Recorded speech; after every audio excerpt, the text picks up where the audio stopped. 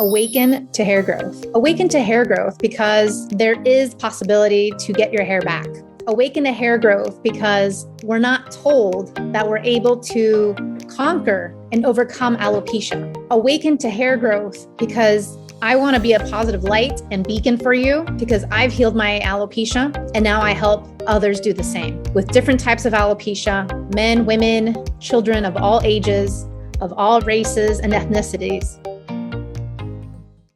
Hi, everybody, and welcome back to the Alopecia Angel podcast. I am your host, Johanna Dahlman. Today, we are going to be talking about signs and symptoms of alopecia. And I'm also going to be talking about and answering your listener questions. There were numerous questions brought to me, which if you have any questions, feel free to reach out to us anytime at hello@alopeciaangel.com, or you can also ask us your questions on Instagram and we will respond to them on the podcast. And of course, on Instagram as well, we'll reply back and let you know. But I wanted to share those questions because I get these questions all the time, and more than likely you're wondering about them too. Let's go ahead and just talk about signs and symptoms of alopecia. And when I talk about alopecia, alopecia is the medical term for hair loss. It's the overarching umbrella term for hair loss. But when it comes to the alopecia that I'm specifically talking about right now at this moment, it's the autoimmune alopecia, meaning it's alopecia areata, alopecia totalis, alopecia universalis. There's other signs and symptoms for different types of other hair loss, including telogen effluvium, scarring alopecia,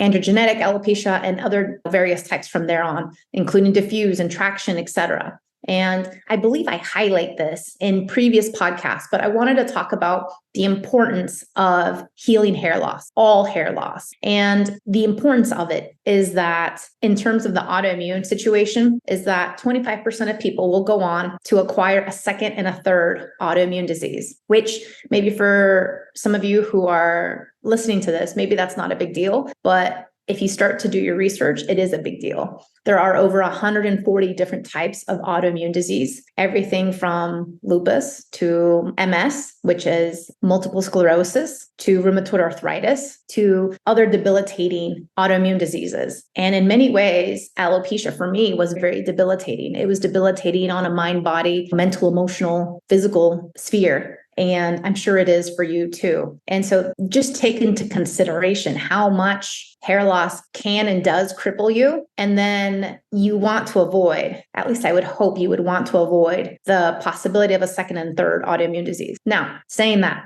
if you already have a second and a third autoimmune disease, understand that those two can also be reversed. I've seen it numerous times on my program where people come with me with 2 and 3 autoimmune diseases and they reverse them completely. They reverse their Graves' disease. They reverse their Hashimoto's. They reverse the thyroid issues. They reverse hormones. They reverse so many other imbalances that are occurring at the same time. And this is where there's a big connection. And in holistic health, there's a big connection with everything, and everything is connected. This is why seeing different doctors for different things is not really getting the full picture or getting the full view of what's really going on. And signs and symptoms of alopecia, anything can be from, of course, obviously hair loss, and any amount of hair loss. If it's too much for you, then it's already too much. And only you know what too much is, right? Because you already know what your normal standard is. We can't go off of an internet search and say, oh, yeah, I'm shedding at 50 hairs, 75 hairs a day. This is quote unquote normal. That's the same guideline that your primary doctor is going to use. And I use a different rule of thumb. My rule of thumb is if it's too much for you, it's already too much. If you're losing eyelashes on a consistent basis, if you're losing your eyebrows, if you're losing your hair on your head, especially like in the shower or just during the day, and it already feels too much, then it is. You're not crazy. It is too much hair loss. And this is where you need to do something about it because it can and it will get worse. And I've seen this over and over with the thousands of clients that I've seen where they just let it be thinking that it's going to get better on its own, but it doesn't. And so that's part of the situation, that you don't want this to fester. You don't want this to take its own path on its own. And so some things that I wanted to talk about are the symptoms that are correlated with alopecia. And many times it's dry eyes and dry skin, it's digestive issues, it's hair loss, of course, tons of shedding, it's a lot of fatigue, lack of energy, it's depression, anxiety, it's mood swings, it's being sad and depressed. It's having really bad bowel movements, maybe tons of acne on your face, on your back, on your body, other symptoms like body odor or halitosis, joint pain, body aches, eczema, psoriasis. Brain fog is a big one because I think brain fog, you can't pinpoint it, but it's like when you do, you know it. And so brain fog's a big one. And brain fog was a big one for me too. Not feeling like yourself completely, feeling hopeless and helpless of this situation, understanding that many times that the options out there for us are actually doing us more harm. So for example, just like me, when I first got my alopecia diagnosis, the first thing I did was go see my general doctor. And then I went to go see a dermatologist. And then I went to go see a second and a third and a fourth and a fifth of so many different doctors all around the world. And still I was coming up short with all the options, with all the healing modalities, and the treatments were just not doing its job. The treatment options actually put me in a vicious cycle of worse side effects and worse health, mental, physical, emotional health. And so this is where the signs and symptoms, like you need to do something before you go over the edge a little bit. And I will say, if you're feeling desperate, which I've been there, I felt desperate myself, do something about it. Do something about it. You have full control of your health. You have full control of your hair, and hair loss can stop in 2 to 4 weeks. The shedding can stop. And many times we think, oh, it's just a diet. Oh, it's just this. Oh, it's just that. And let me tell you, if this is the first time you've heard my podcast, it's not just diet. It's not just supplements. It's not just one thing or two things or three things. It's a big puzzle piece of 1,000 pieces. And so you need to really put this all together to make sure everything is working like a recipe, right? For example, if I want to make dinner tonight and I'm about to chop up some vegetables or do something, you have to do this, then that, and then step 2, and then step 3, and then step 4. And this is how it is. There's different steps to even creating a recipe, to even creating dinner, right? The same thing happens when we're healing alopecia. There's many different steps. And if you think that just diet alone is going to make this all work, it's not. It really isn't. And I'm sorry to be the bearer of bad news, but that's the reality of it. It's not just diet. It can't be just diet. Because if it was just diet, then we wouldn't be here. It wouldn't be this difficult, right? And you think of something like hair loss and you're like, okay, this is easy. I'll just take biotin. I'll just take a hair nail skin supplement. I'll just do this. I'll just do that. I'll just use minoxidil. I'll just use this supplement. I'll use this. But that's not it. There's so much more to it behind the scenes. And I really want to drive that home, that there's so much more than just diet alone. So if you think that you've done 1 diet, 2 diets, or 3 diets, this is not it. There's so much more that needs to be done in order for you to see the results that you want. For me personally, if you don't know my story, I'd say I recommend episode 1. And this is where you can learn more about my story. It's been now more than 8 years of being alopecia free. And when you heal, you gain so much. You gain the health in the hair. You also gain all those other symptoms that I had mentioned. They all go away, all of it completely. So anything from your psoriasis to your skin issues, to the depression, anxiety, to insomnia, to not being able to sleep, the brain fog, it all goes away. The energy comes back. The zest for life comes back. The empowerment comes back. The control comes back. Everything comes back, and it comes back in full force. I can't stress enough how much it comes back, because now I never fear hair loss again. And this is me saying this even after a pregnancy, even after COVID, even after stressful times and having different moves. And everyone knows moving, even if it's from one house to another house down the street, it's still very stressful. There's still a lot going on. And if you know my story, I've moved many times throughout this journey. And so even all the stressful things that come my way, they don't faze me, and my hair still remains. And so this is the key, understanding that you hold the keys to your hair growth and to your health. And it's not going to come from a pill, a prescription, or from steroid injections or anything else. It's going to come from you and from within. And of course, with the guidance of the Hair and Heal program. And so I also wanted to answer your questions. Last week, I had a question box on my Instagram, and I've had many questions similar to this in the past. And some questions from followers and viewers were that, number 1, can I heal even after 40 years of having alopecia, after 40 years of being bald? And me personally, I believe you can. I believe you can because I've seen it before. And whether you've had alopecia universalis, or whether you have scarring alopecia, or whether you have different types of hair loss, I believe you can heal. And that's where this all starts. You have to believe you can heal. And unfortunately, many of us, we put so much emphasis on what doctors say. We put so much emphasis and we give them the keys to our future by what we're led to believe. And the thing is, doctors are humans. They can be wrong too. And just because the medical textbook doesn't give you like the affirmation that yes, you can heal, doesn't mean you can't heal. I was told this over and over again, whether it was an internet search or from a doctor where, oh, there's no cure for alopecia. Oh, there's no cure for this. Oh, there's no cure for that. Again, I've mentioned this before in other podcasts, but I'm going to repeat that. They say there's no cure because there's not one pill that's a one size fits all. For example, if you have a headache and I have a headache, we both take headache medicine, it'll go away. Maybe for you, it goes away in 45 minutes, maybe for me in 15 minutes, but it'll go away, right? And there's no one pill that does that for alopecia for everyone around the world. And on top of it, if there was, I would be weary of it.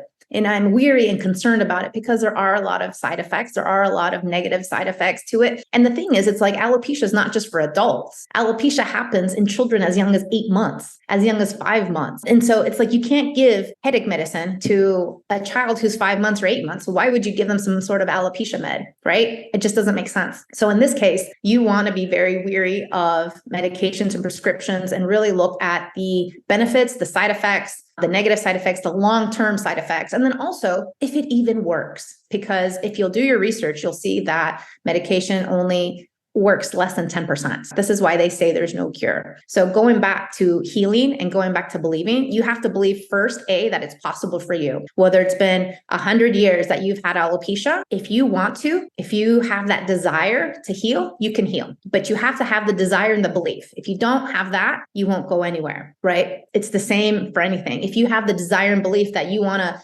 graduate from college and finish school, you can do it. There's ways to do this. Whether there's one obstacle or two obstacles or whatever it is, you can do this. You can go to college and you can heal and you can grow your hair back out. So it all starts with you. Do you want to heal? Yes or no? Do you believe you can heal? Yes or no? That's where it starts. It starts with you. And then from there, you take action, you implement, and then you see the hair growth. That's how this happens. Again, when doctors say, or an internet search says you can't heal or there's no cure for alopecia, I like to believe that there is because I feel I've healed and I feel like others and my clients have healed as well. I feel like they are on the right path. I feel like everyone's path is different. It doesn't all look the same. It can't all look the same. We all live in different countries, cities, states, provinces. We all have different ages, different backgrounds. And I'm not just talking about ethnicity. I'm talking about like backgrounds, like how we grew up and where we grew up and everything. We all are different. And so this is why the Hair and Heal program is tailored and customized to you because we're all different. We all have a different life. Understanding that it all starts with you is paramount to your healing. In any healing, it's paramount. You have to believe that it's possible for you. If you give up, then no one can do anything for you, right? It's just like the child who's learning how to walk. If they give up, no one can force them to walk. If they want to crawl their whole life, then they will crawl. But that's not what nature intends us to do. This is why children learn to walk, right? Because they eventually do walk. And so this is the progression in life. And so the progression in life for you at this point is to believe, to take action, and to understand that healing is possible. And so I truly do believe that healing is possible, regardless of 30 years, 40 years, 50 years, or however long it is. It's all very possible. So that's first and foremost. Another question I get is, can the Hair and Heal program help somebody with androgenetic alopecia or scarring alopecia or other different types of alopecia? And I would say yes, because I've seen it already in my clients. And if you have any questions about that, I would say, look at the success stories online. I would say online at alopeciaangel.com. I would also say you can look at the interviews from previous podcast episodes, and you'll see people with scarring alopecia. You'll see people with autoimmune alopecia, with regular diffuse alopecia, with telogen effluvium, with different types of alopecia, have interviews with me and talk to me about their progress in just less than 8 weeks. And that's huge because I guarantee you, no bottle of hair, skin, and nails, no bottle of prescription, no medication guarantees you hair growth in less than 2 months. And yet I see it in 90% of my clients, 90%. And if you're wondering what happens to that 10%, I have a podcast episode about it. Spoiler alert, the 10% just have a few more steps to do. They have a few more extra things to do and work out. And so this is necessary to everyone's healing. Again, what took me 4 years is packaged now in an 8-week program, and 4 years of trial and error, 4 years of perseverance, 4 years of tenaciousness, 4 years of keep going and keep working at this. Like, I didn't give up. And I'm so happy I didn't, because it's given me peace of mind. It's given me freedom. It's given me, the only concern that I have about my hair now is split ends, regular haircuts, and the gray hairs, which I don't know if you can see on the YouTube, but I have a little crown of gray hairs that come in. Those are really it in terms of hair problems that I face, which gray hairs, everyone at some point is going to have to deal with that. Probably, not guaranteed, but probably. And then cutting of hair, getting regular trims and maintenance, which is another thing, because now with curly hair, I see that it's changed, and it's changed because I also live in a new country, in a new state, in a new city, and everything changes. The weather, the environment affects the curls of my hair. When I lived in a humid area, it was all super curly and coily. Now it's a little more relaxed because it's more dry out here. And so everything is different. And so the concerns, it's just all different. The process, the maintenance is a little different, but it's still there. It's still growing. So this is the only way to heal completely, is the holistic and natural way. Another question I get is somebody else telling me, oh, they say androgenetic alopecia has no cure. They also say the same thing about scarring. And they also say the same thing about traction. And they also say the same thing about the autoimmune. And they also say the same thing about any other type of hair loss or alopecia that you may encounter. And again, to what I say is, if you want it and if you believe it, it's possible. That's my train of thought. That's where my foundation is built on. That if you want it and if you believe that it's possible for you, then it is. You just have to go get it. And really, just like anything in life, if you want to get a college degree, if you want to buy a house, if you want to get your hair back, if you want to lose weight, if you want to beat cancer, if you want to do this, if you want to do that, I believe it's all possible. I really do. But you have to keep working towards it. And that's the key word, is work. You got to work towards it. Just like anything. If you want to work for a promotion in your job, like, you got to work for it, right? You're not just going to be lazy and do the day-to-day, because maybe doing the day-to-day is not enough. You got to do a little bit more. You got to go the extra mile, right? You have to perform. With performance, then you're able to get that promotion. You're able to be like next in line to be partner, etc. Same thing with anything else. You want to excel in school, you want to graduate summa cum laude, etc. You got to work for it. And sometimes that's where people drop off, right? We all have New Year's resolutions in the beginning of the year. And then by January 25th, everyone at the gym is like no longer there, even though we've already paid for the gym membership. There's statistics on this. People work only so much for themselves. And that's just it. This is for you. No one else is going to relieve you of your hair loss. No other gimmick, helmet, PRP, all that doesn't work. Stop throwing your money away. So if you want to do something about your hair loss, you got to do it. This is like you making dinner. You got to put this together. No one else is going to put this for you unless you go out and buy dinner and then bring it back home. But that's totally different, because again, when it comes to your hair loss, only you can heal it. And so this is very important to understand, is that the healing comes from you. It comes from within, and it starts with believing in yourself. Let me see if there's any other questions that I got over the weekend. Okay. So on my Instagram, I have the same questions repeated in different manners, where everyone's telling me, oh, there's no known cure for alopecia. There's no known cure for androgenetic alopecia. But the thing is, it's like the cure is individualized. The cure is personalized, and it has to be, because again, if you're treating an 8-month-old to a 15-year-old to a 55-year-old, it's going to look very different. The treatment's going to look different. Everything's going to look different. And so what I would say to that is, it has to be personalized. It has to be customized, and it has to be tailored to each person. And this is what we do inside the Hair and Heal program. We tailor this to each person. So if you are still hesitant or have this limiting belief that, oh, because your doctor said that there's no known cure, or that because you're so-and-so, whatever it is, naturopath, chiropractic, Chinese health medicine person, etc., said, no, there's no cure, or because you did a simple Google search and it says that there's no cure, and you want to believe that, then that's up to you. I believe that I've healed. I believe that I'm done with alopecia, and so do my clients. They see the results. They move on, they continue with their life, they continue with their activities, they continue to thrive, and that's it. We grant you the keys and the power and the empowerment so that you can not only heal, but you take control of your hair growth and your health long term. Because the thing is, there are no short-term gimmicks. You have to take the long route. You have to take the long way. And once you do, you see the fruition. You see how this upgrades you in every way. And I'll say this, that I healed my alopecia, and then I got pregnant at 40, and I had my baby, and it was amazing. And so the fact that I was able to do that, I know that my body was primed. I know that my body was very healthy. And that's another probably podcast episode that I need to talk about, is the importance of being healthy without alopecia before you get pregnant. And just to give you a little snapshot, the data shows is that when moms get pregnant with alopecia, with full-on autoimmune alopecia, they pass on the antibodies in their babies. So their babies become more susceptible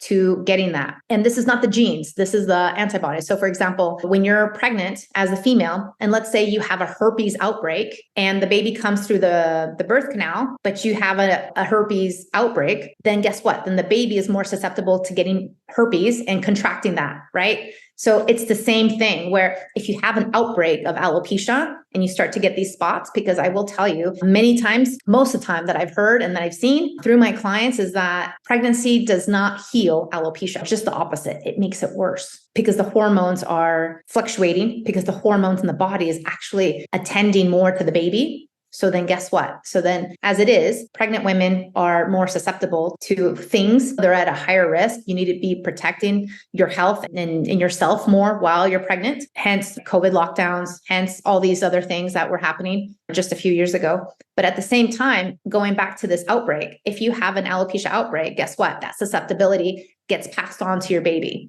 And so in my case, I healed my alopecia before, got pregnant, and then had my baby. Now, do I fear that my baby can have alopecia at some point? No, I don't actually. I don't fear it. And if it were, let's say, if it were, then I would have the tools to heal him really quick without any medications, without having to waste time or money with a dermatologist or anywhere else, because I already understand like that process. But what I have noticed is that when a mom has not cured herself and healed herself from alopecia, guess what? Her kids tend to have it as well. And they tend to have it at a younger age. So many times the healing starts from within. And I will probably create a different podcast episode because there's a lot more information that I'd like to share, but just keep that in the back of your mind. If you plan on getting pregnant, if you want to have children, it's important to heal first. It really is. It's better for you and it's better for the baby, because at the time that maybe that you want to start the healing process and you're already pregnant, yes, you can start the process, but it would be a lot better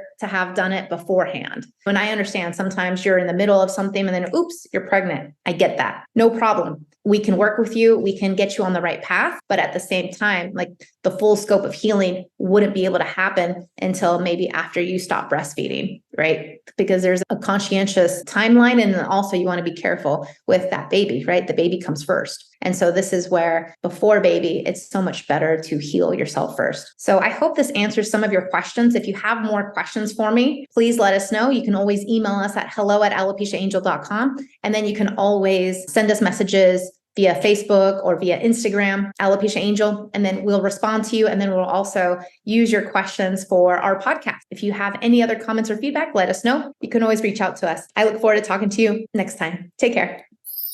Thank you for listening to the Alopecia Angel podcast, a positive light in healing alopecia. You can do this and we can help. Spread the word that reversing alopecia is possible by telling your friends and family.